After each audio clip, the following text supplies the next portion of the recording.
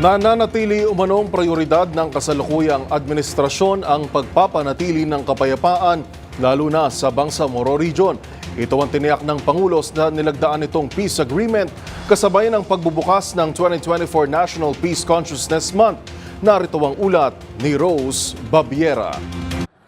Tiniyak ni Pangulong Bongbong Marcos na nakatutok ang kanyang administrasyon sa implementasyon ng mga nilagdaang peace agreement at makakaasa na mailulunsad ang lahat ng ito sa loob ng kanyang termino. Sa pagbubukas ng 2024 National Peace Consciousness Month at pag-alala sa ika-28 anibersaryo ng Final Peace Agreement sa Moro National Liberation Front o MNLF, sinabi ng Pangulo na nananatiling prioridad ng pamahalaan ang pagpapanatili ng kapayapaan, lalo na sa Bangsamoro Region.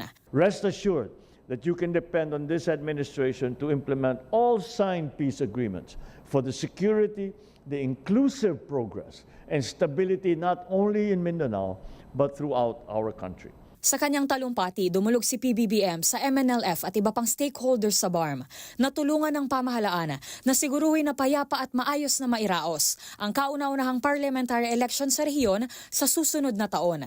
Pagbabahagi rin ng Presidente ang mga nasimulang peace processes kasama ang Revolutionary Organization gaya ng MILF, Cordillera Bodong Administration, Cordillera People's Liberation Army at Kapatiran ay nasa advanced stages na ng implementasyon.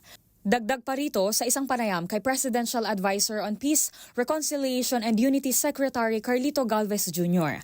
Sinabi ng kalihim na positibo siya na maipapanalisan na ng gobyerno ang peace agreement sa Communist Party of the Philippines, New People's Army at National Democratic Front o CPP-NPA-NDF. Malakas ang paniniwala ni Galvez na maisasakatuparan ito bago matapos ang termino ni PBBM na una nang nakipagkasundo sa mga nasabing grupo na mas pabor ito sa payapang negosasyon. Para sa MBC TV Network News, ito si Rose Babiera. Una sa Pilipinas, una sa Pilipino.